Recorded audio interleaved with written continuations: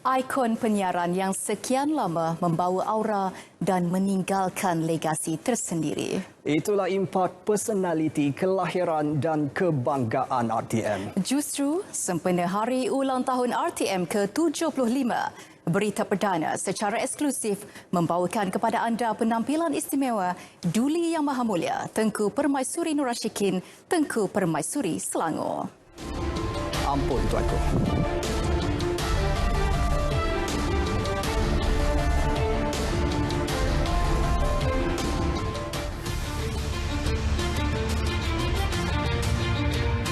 Assalamualaikum dan salam mesra. Cuba merombak majlis perbandaran yang ditubuhkan yang dilihat semakin mengganas.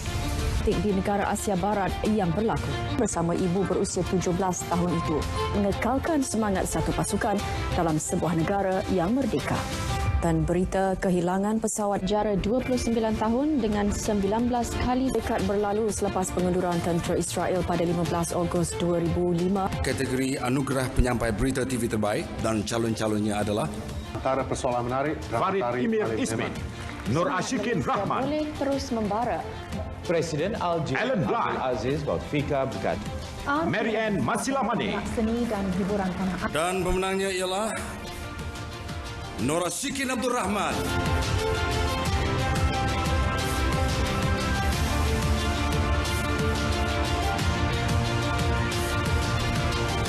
Berhubung misi pencarian MH370, sebuah pesawat peninjau P3 Orion Tentera Udara Australia berlepas dari Pangkalan Udara Pearce, Perth malam tadi. Universiti dan College Universiti AUKU 1971. Assalamualaikum. Dan salam menghibah. Ya, kasih ibu membawa ke syurga ya kata orang. Kasih saudara semasa berada. Dengan itu Assalamualaikum. Ya, dan salam satu Malaysia. Koleksi menarik lagi unik artifak-artifak yang dijumpai dari kapal-kapal karam yang dijumpai di perairan negara dan antarabangsa. Ya, itu Assalamualaikum. Dan salam sehati sejiwa.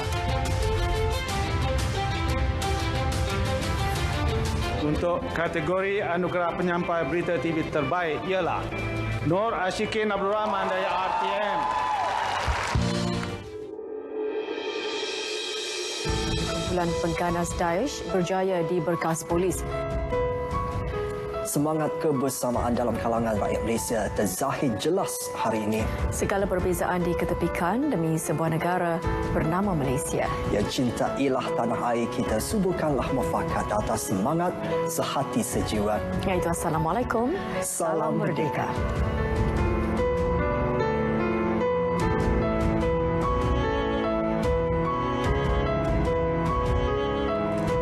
Assalamualaikum dan salam sejahtera. Saya Nur Ashikin Abdul Rahman. Kerajaan negeri dan hospital swasta akan dibenarkan membeli vaksin COVID-19 selaras strategi program imunisasi COVID-19 kebangsaan iaitu memastikan sebanyak mungkin penduduk Malaysia menerima vaksin. Menurut Menteri Penyelarasnya Khairi Jamaluddin, satu perjumpaan akan diadakan dengan pemimpin kerajaan negeri sebelum kebenaran itu dilaksanakan.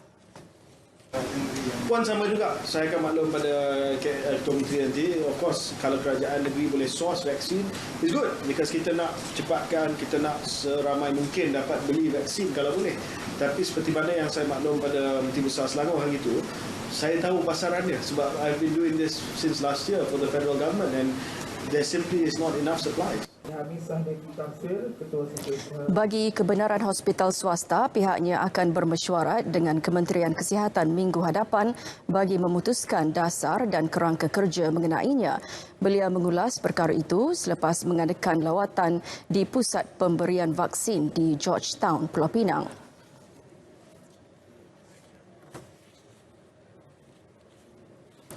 Fasa kedua program imunisasi COVID-19 kebangsaan diawalkan 2 hari kepada 17 April ini.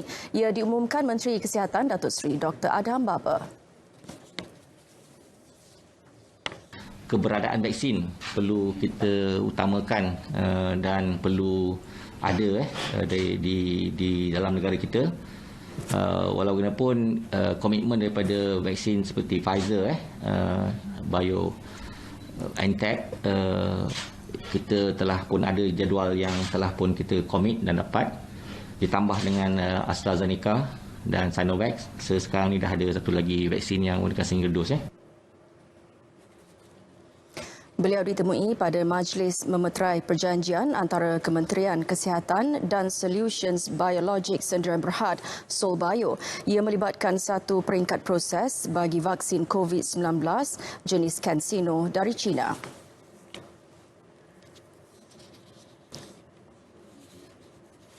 Situasi semasa COVID-19, jumlah kes sembuh hari ini 1,377 mengatasi kes baharu 1,178.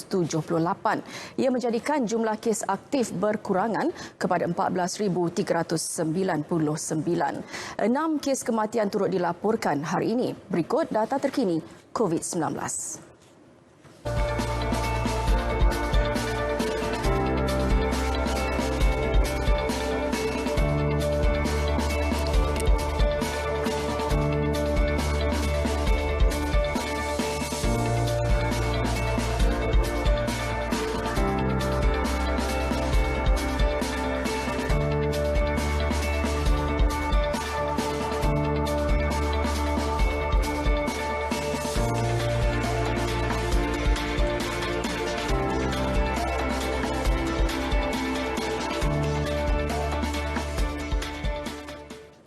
Saya teruskan dengan laporan ini. Membangunkan generasi kedua dalam kalangan keluarga asnaf bagi membantu mereka keluar daripada garis kemiskinan sekaligus mampu menjadi pembayar zakat. Itu antara tugas digalas Lembaga Zakat Selangor, LZS, yang sangat menitik beratkan aspek kemajuan rakyat dalam pelbagai bidang, khususnya ekonomi dan sosial. Sejak Perintah Kawalan Pergerakan Bersyarat PKPB dilaksanakan di Selangor susulan gelombang ketiga pandemik COVID-19, lebih 5,000 permohonan baharu zakat diterima.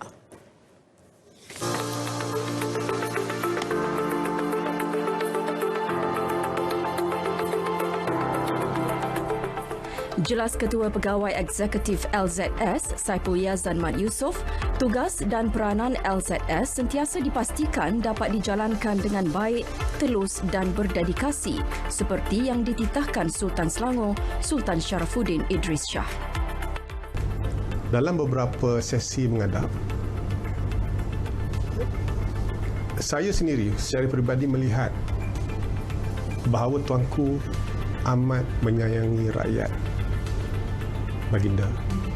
Dan baginda selalu menyebut perkataan, saya tidak mahu rakyat saya susah. Terutama sekali dalam keadaan pandemik. Ini ayat-ayat yang baginda gunakan apabila saya menghadap beliau. Dan ini menunjukkan bahawa Duli Yang Maha Mulia Sultan Selangor ini amat menyayangi rakyat baginda. Setiap tahun Selangor menjadi antara negeri tertinggi dalam kutipan zakat melebihi sasaran yang diunjurkan. Dan tahun lepas kita berjaya mengutip sebanyak 913 juta. Walaupun anggaran asal kita mungkin mengutip kurang daripada 850 juta. Maknanya kutipan 2020 melebihi sasaran yang kita tetapkan. Bagaimanapun tahun ini, LZS menjangkakan kutipan zakat berkemungkinan akan terkesan memandangkan kesan pandemik COVID-19 hanya akan dapat dilihat pada kutipan 2021. Memasuki 63 tahun usia penubuhannya, Persatuan Pencegahan Penganiayaan Haiwan SPCA Selangor tetap komited menguruskan kucing jalanan. Situasi semasa pandemik COVID-19 ternyata bukan penghalang usaha murni itu diteruskan. Sejak tahun 1958 lagi, SPCA menggalas tanggungjawab bagi memastikan kucing-kucing jalanan dijaga dengan baik. Melalui program Stray Free Selangor SFS, kendalian SPCA Selangor, ribuan ekor kucing terbiar sudah diselamatkan. Ikuti laporan wartawan Ashraf Zuhairi.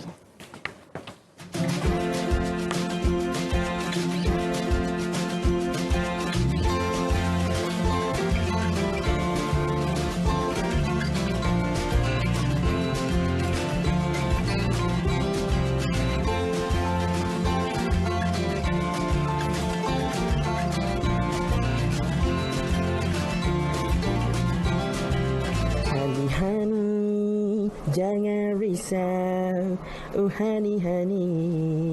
Jadi kucing jalanan seperti Hani ni dekat SPCA Selangor ada hampir 50 ekor, dijaga kebajikannya, jaga makannya, dijaga kesihatannya supaya mereka dapat hidup dalam keadaan yang selesa.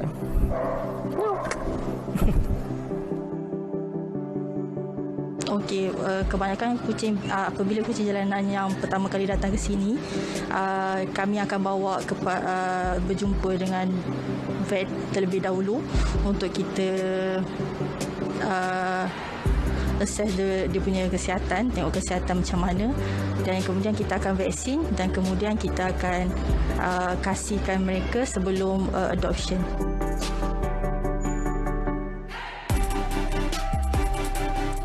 Stray Free Selangor atau SFS yang diperkenalkan pada 2017 antara yang menjadi fokus SPCA.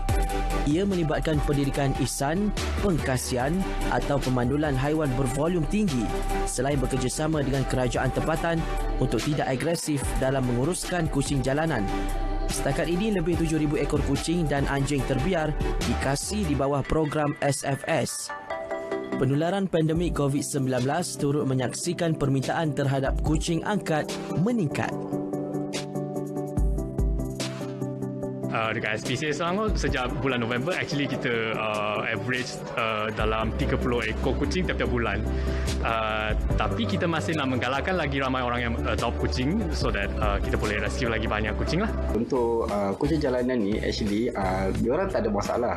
Yang pentingnya kita jangan sesekali mencederakan dia apabila kita nampak dia selalu mencuri barang kita apa ke, kita jangan sesekali mengkhianati dia. Malahan kita perlu membantu dia untuk memberi makanan supaya kita dapat membantu dia untuk terus hidup.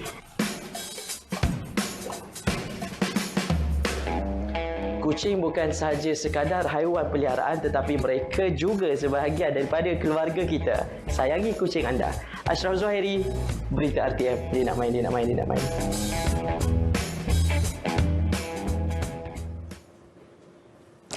Sekincan yang terletak di daerah Sabak Bernam, Selangor merupakan destinasi yang cukup sesuai bagi mereka yang merancang percutian jangka masa pendek atau kunjungan sehari. Bagi warga kota yang merindui suasana desa, Sekincan ialah lokasi yang ideal kerana ia terletak sekitar 100 km sahaja dari Kuala Lumpur. Dengan kedudukannya yang hampir dengan pesisir pantai dan dikelilingi kebun buah-buahan serta sawah padi luas terbentang, Sekincan menawarkan pakej pelancongan lengkap.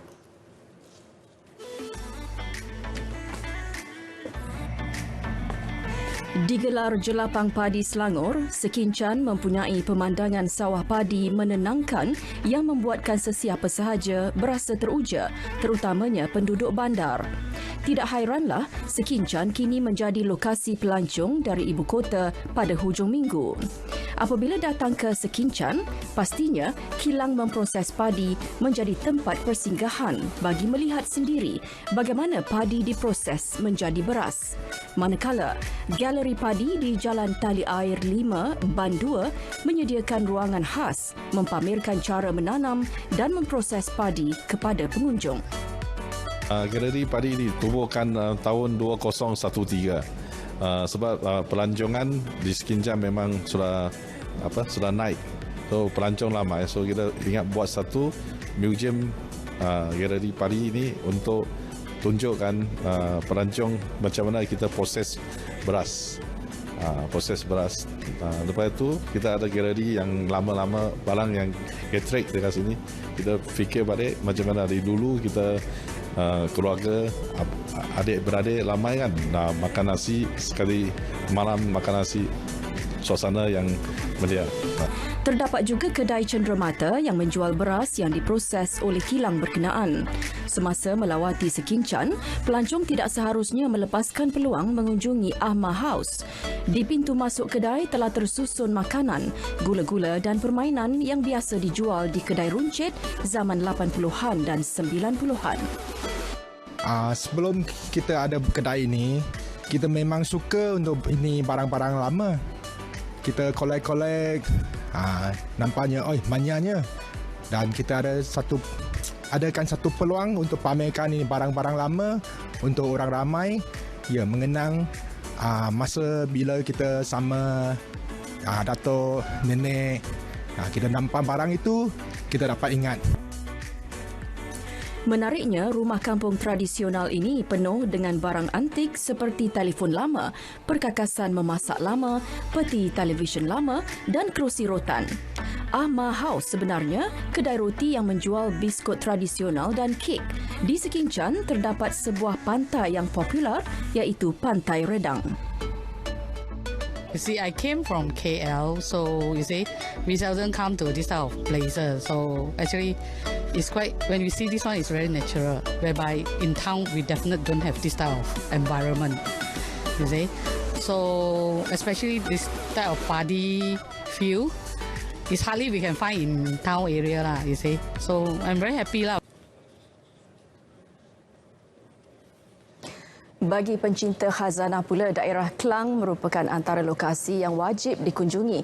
Di Bandar Diraja itu terletaknya kepelbagaian budaya dan warisan sesuai dengan statusnya sebagai pusat pentadbiran dan ekonomi di Selangor.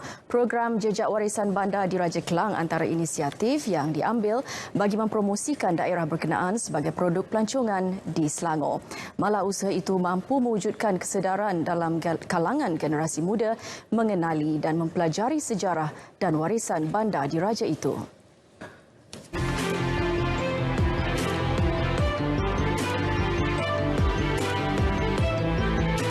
Menjadi pusat penempatan sejak 4,500 tahun dahulu, Klang makin dikenali pada abad ke-19 berikutan perkembangan aktiviti perlombongan biji timah di Lembah Klang.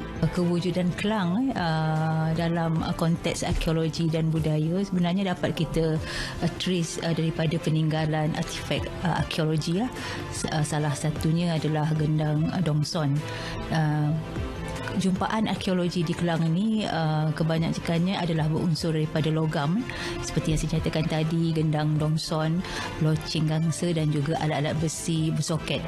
Syarat dengan peninggalan sejarah, banyak bangunan mempunyai nilai estetika tersendiri sekaligus menjadi tarikan terbaharu pelancong ke Klang di samping menjadi titik permulaan kegemilangan pelancongan di Bandar Diraja itu.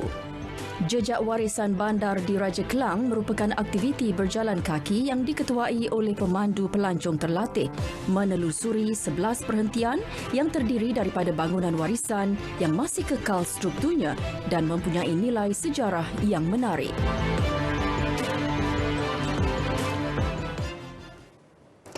Dua dekad menabur bakti di Angkasa Puri RTM akan sentiasa abadi di hati saya. Bersempena sambutan Hari Ulang Tahun RTM ke-75, selamat maju jaya saya ucapkan kepada seluruh warga kerja RTM di mana jua anda berada. Terus setia menonton paparan berita di RTM kerana hanya yang sahih di berita RTM. RTM terus unggul sebagai teman setia anda dan teman setia saya selamanya. Saya Nora Syikin Abdul Rahman. Assalamualaikum dan salam sejahtera.